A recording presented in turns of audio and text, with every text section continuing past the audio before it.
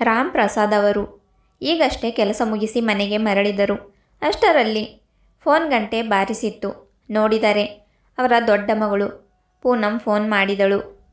Hello ಅಪ್ಪಾಜಿ, ನಾನು ನಿಮ್ಮೊಂದಿಗೆ ಒಂದು ಮುಖ್ಯವಾದ ವಿಷಯ ಮಾತಾಡಬೇಕಿತ್ತು. ಹೌದು ಮಗಳೇ, ಹೇಳು. ಇಂದು ಎಷ್ಟು ಮುಂಜಾನೆ ನೆನಪು ಮಾಡಿಕೊಂಡಿದೆಯಲ್ಲ ಎಂದರು ರಾಮ್ ಪ್ರಸಾದ್. ಅಪ್ಪ, ನೀವು ಅಣ್ಣನಿಗೆ ಪೂರ್ತಿ ಆಸ್ತಿ ಕೊಡುತ್ತಿದ್ದರೆ ನನಗೂ ನನ್ನ ಪಾಲನ್ನು ಕೊಟ್ಟು ಬಿಡಿ. ನನ್ನ ಸಂಸಾರವು ಸರಿಯಾಗಿ ನಡೆಯುತ್ತಿಲ್ಲ ಎಂದಳು ಪೂನಂ. ಮಗಳ ಈ ಮಾತುಗಳನ್ನು ಕೇಳಿ ರಾಮ್ ಪ್ರಸಾದ್ ಬೆಚ್ಚಿಬಿದ್ದರು. ಮಗಳೇ, ನೀನು ಏನು ಮಾತಾಡುತ್ತಿದ್ದೀಯಾ?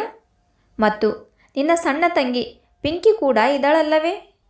ಅಪ್ಪ, ಪಿಂಕಿಗೆ ಆಸ್ತಿ ಬೇಕೋ ಬೇಡವೋ ಎಂಬುದು ನನಗೆ ಅನಗತ್ಯ. ನನಗೆ ಮಾತ್ರ ನನ್ನ ಪಾಲು ಬೇಕು.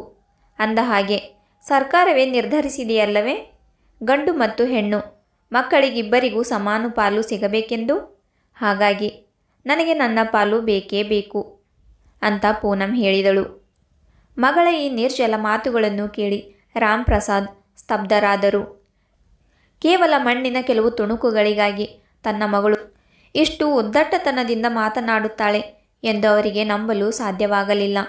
ಏಕೆಂದರೆ ರಾಮ್ ಪ್ರಸಾದ್ ಅವರು ತಮ್ಮ ಇಬ್ಬರು ಮಕ್ಕಳ ಮದುವೆಯಲ್ಲಿ ಯಾವುದಕ್ಕೂ ಕೊರತೆ ಮಾಡಿರಲಿಲ್ಲ. ಉತ್ತಮವಾದ ವರದಕ್ಷಿಣೆ ಮತ್ತು ಎಲ್ಲ ಸುಖ ಸೌಲಭ್ಯಗಳ ವಸ್ತುಗಳನ್ನು ನೀಡಿ ಇಬ್ಬರನ್ನು ಕಳಿಸಿಕೊಟ್ಟಿದ್ದರು. ಹೆಣ್ಣು ಮಕ್ಕಳ ಮದುವೆಯ ನಂತರ ಮಗ ಸಂಜಯ್ ಮದುವೆಯನ್ನು ಬಹಳ ವಿಜೃಂಭಣೆಯಿಂದ ಮಾಡಿದರು. ಅಂದರೆ ಎಲ್ಲವೂ ಬಹಳ ಚೆನ್ನಾಗಿ ಮುಗಿದಿತ್ತು. ಈಗ ಸಮಯ ಕಳೆದಂತೆ ರಾಮ್ ಪ್ರಸಾದ್ ಅವರಿಗೂ ವಯಸ್ಸಾಗಿತ್ತು. ಹಾಗಾಗಿ ತಮ್ಮ ಆಸ್ತಿಯನ್ನೆಲ್ಲ ಮಗನಿಗೆ ಒಪ್ಪಿಸಿ ಉಳಿದ ಜೀವನವನ್ನು ಪತ್ನಿಯೊಂದಿಗೆ ತೀರ್ಥಯಾತ್ರೆ ಮಾಡುತ್ತಾ ಕಳೆಯೋಣ ಎಂದು ನಿರ್ಧರಿಸಿದರು. ಇದನ್ನೇ ಯೋಚಿಸಿ ಒಂದು ದಿನ ಮನೆಯವರೆಲ್ಲರ ಮುಂದೆ ಈ ವಿಷಯ ಪ್ರಸ್ತಾಪಿಸಿದಾಗ ಯಾರೂ ವಿರೋಧ ವ್ಯಕ್ತಪಡಿಸಿರಲಿಲ್ಲ. ಆದರೆ ಇದ್ದಕ್ಕಿದ್ದಂತೆ 2 ದಿನಗಳ ನಂತರ ಪೂನಂ ಫೋನ್ ಮಾಡಿ ತನ್ನ ಪಾಲು ಕೇಳತೊಡಗಿದಳು. ರಾಮ್ ಪ್ರಸಾದ್ ಅವರಿಗೆ ಮೊದಲು ಪೂನಂ ತಮಾಷೆ ಮಾಡುತ್ತಿದ್ದಾಳೆ ಎನಿಸಿತ್ತು. ಮಗಳೇ, ಈ ವಯಸ್ಸಿನಲ್ಲಿ ನಿನಗೆ ತಮಾಷೆ ಮಾಡಲು ನಾನೇ ಸಿಕ್ಕಿದ್ದೇನೆಯೇ ಎಂದರು. ಇಲ್ಲ ಅಪ್ಪ, ಇದರಲ್ಲಿ ತಮಾಷೆ ಮಾಡುವಂಥದ್ದು ಏನಿದೆ? ನಾನು ಗಂಭೀರವಾಗಿಯೇ ಹೇಳುತ್ತಿದ್ದೇನೆ. ನನಗೆ ನನ್ನ ಪಾಲು ಬೇಕು. ಈ ನಿಯಮವನ್ನು ಸರ್ಕಾರವೇ ಮಾಡಿದೆ. ಸಂಜಯ್ ಹೇಗೆ ನಿಮ್ಮ ಮಗನೋ ಹಾಗೆಯೇ ನಾನು ನಿಮ್ಮ ಮಗಳು. ಹಾಗಾಗಿ ಪಾಲು ನನ್ನದು ಆಗುತ್ತದೆ ಅಲ್ವಾ ಎಂದಳು ಪೂನಂ. ರಾಮ್ ಪ್ರಸಾದ್ ಈಗ ಚಿಂತೆಗೀಡಾದರು.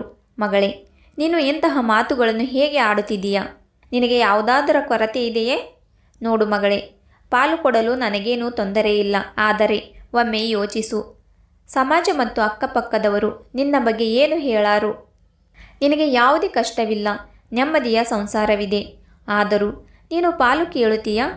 ನೀನು ನಿನ್ನ ಅಣ್ಣನಿಗೆ ಎದುರಾಳಿಯಾಗಿ ಬಂದು ಇಲ್ಲಿ ನೆಲೆಸುತ್ತೀಯಾ? ಅಪ್ಪ, ನನಗೆ ಯಾವುದೂ ಕೇಳಿಸುವುದಿಲ್ಲ. ನನಗೆ ನನ್ನ ಪಾಲು ಬೇಕು ಅಷ್ಟೇ ಎಂದು ಪೂನಂ ಹಠ ಹಿಡಿದಳು. ಸರಿ ಮಗಳೇ, ನೀನು ನಿನ್ನ ಪಾಲನ್ನು ತಗೋ. ನಾನು ಬೇಡ ಎನ್ನುವುದಿಲ್ಲ. ಆದರೆ ಒಂದು ಮಾತು ನೆನಪಿಡು. ನೀನು ನಿನ್ನ ಪಾಲು ಪಡೆದ ಮೇಲೆ ನಿನ್ನ ತವರು ಮನೆ ನಿನಗೆ ಶಾಶ್ವತವಾಗಿ ದೂರವಾಗುತ್ತದೆ. ನಾವು ಇರುವವರೆಗೂ ಸರಿ. ಆದರೆ ನಮ್ಮ ನಂತರ ಅಣ್ಣ ಅತ್ತಿಗೆಯ ವಿಷಯ ನನಗೆ ಗೊತ್ತಿಲ್ಲ.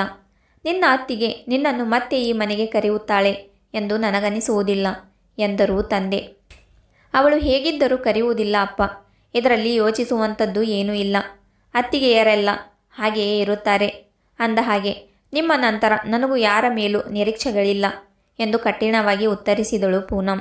ಮಗಳು ಇಷ್ಟು ಕಠಿಣವಾಗಿ ಮಾತನಾಡುವುದನ್ನು ನೋಡಿ ರಾಮ್ ಪ್ರಸಾದ್ ಸುಮ್ಮನಾದರು. ಅವರಿಗೆ ತಿಳಿದಿತ್ತು, ಮಗಳು ದಾರಿ ತಪ್ಪಿದಾಳೆ ಅಥವಾ ಅವಳ ಅತ್ತೆ ಇಲ್ಲವೇ ಗಂಡ ಅವಳಿಗೆ ಕಿವಿ ತುಂಬುತ್ತಿದ್ದಾರೆ ಅಂತ.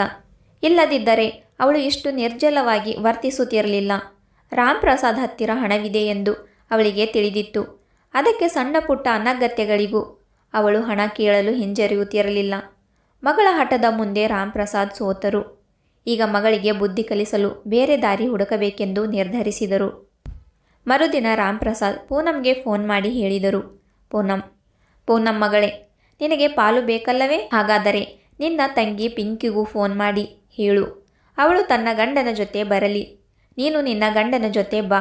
ನಾನು ನಾಳೆ ವಕೀಲರನ್ನು ಕರೆಯಿಸಿ ನಿಮ್ಮ ಮೂವರಿಗೂ ಸಮಾನ ಪಾಲು ಮಾಡಿ ಕೊಡುತ್ತೇನೆ ಎಂದರು ರಾಮ್ ಪ್ರಸಾದ್.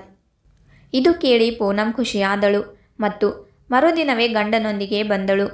ಮಧ್ಯಾಹ್ನದ ವೇಳೆಗೆ ಪಿಂಕಿಯೂ ಬಂದಳು. ಮನೆಗೆ ಬಂದವಳೇ ಪಿಂಕಿ ಕೇಳಿದಳು, ಅಪ್ಪಾಜಿ ಏನಾಯಿತು? ಅಕ್ಕ ಫೋನ್ ಮಾಡಿದರು, ನೀವು ಕರೆದಿದ್ದೀರಿ ಎಂದು ಹೇಳಿದಳು.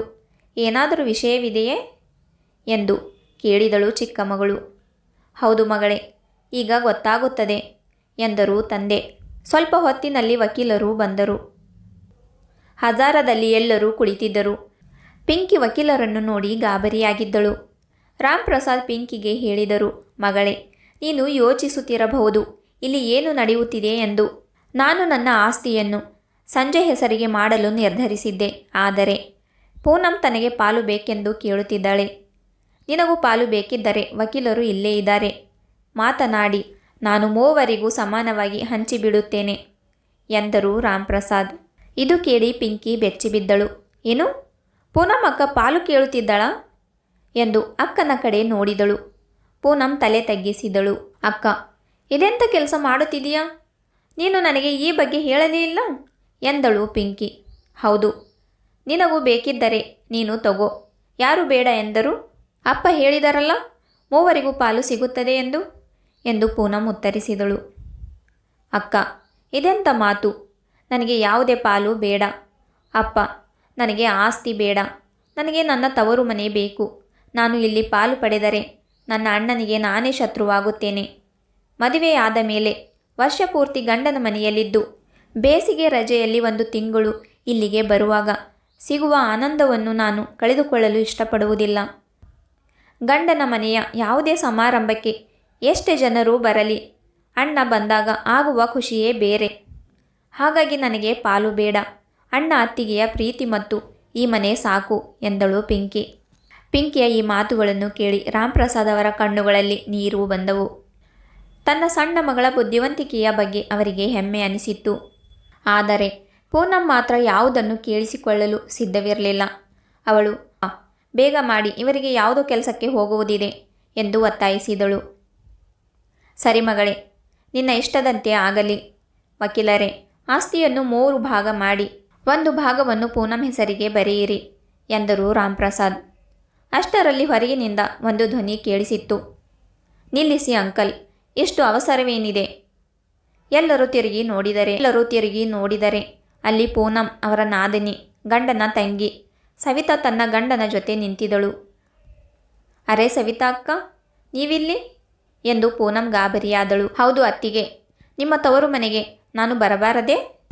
ನಾನು ಈ ಕಡೆಯಿಂದ ಹೋಗುತ್ತಿದ್ದೆ, ನೀವು ಇಲ್ಲಿದ್ದೀರಿ ಎಂದು ಕೇಳಿ ಬಂದೆ. ಅಂದ ಹಾಗೆ ನನಗೂ ಒಂದು ಕೆಲಸವಿತ್ತು. ವಕೀಲರು ಇಲ್ಲೇ ಇದ್ದಾರಲ್ಲ, ನನಗೂ ನನ್ನ ಪಾಲು ಬೇಕು. ನೀವಿಲ್ಲಿ ಪಾಲು ಪಡೆದು ಬನ್ನಿ. ಮನೆಗೆ ಹೋದ ಮೇಲೆ ನಾನು ಕೂಡ ನನ್ನ ಪಾಲು ಪಡೆಯುತ್ತೇನೆ. ನಮ್ಮ ಅಕ್ಕಳಿಗೂ ಹೇಳಿದ್ದೇನೆ, ಅವಳು ಅಲ್ಲಿಗೆ ಬರುತ್ತಾಳೆ ಎಂದಳು ಸವಿತಾ. ಇದು ಕೇಳಿ ಪೂನಂಗೆ ಶಾಕ್ ಆಯಿತು. ಪಾಲು ಏನೆನ್ನುತ್ತಿದೆಯಾ ಸವಿತಾ ಎಂದು ಕೇಳಿದಳು. ಅದರಲ್ಲಿ ಆಶ್ಚರ್ಯವೇನಿದೆ ಅತ್ತಿಗೆ? ನೀವು ಇಲ್ಲಿ ಪಾಲು ಪಡೆಯುತ್ತಿದ್ದರೆ ನಾವು ನಿಮ್ಮ ಮನೆಯಲ್ಲಿ ಪಾಲು ಪಡೆಯುತ್ತೇವೆ. ಸರ್ಕಾರ ನಮಗೂ ಹಕ್ಕು ಕೊಟ್ಟಿದೆಯಲ್ಲವೇ? ನಿಮ್ಮ ಪಾಲನ್ನು ನೀವು ಮಾರಿಬಿಡಿ ಅಥವಾ ಅಲ್ಲಿರಿ, ಅದು ನಿಮ್ಮಿಷ್ಟ. ಹಾಗೆಯೇ ನಾವು ಮಾಡುತ್ತೇವೆ ಎಂದು ಸವಿತಾ ಖಡಾಖಂಡಿತವಾಗಿ ಹೇಳಿದಳು. ಈಗ ಪೂನಂ ಮತ್ತು ಅವಳ ಗಂಡ ಚಿಂತೆಗೀಡಾದರು.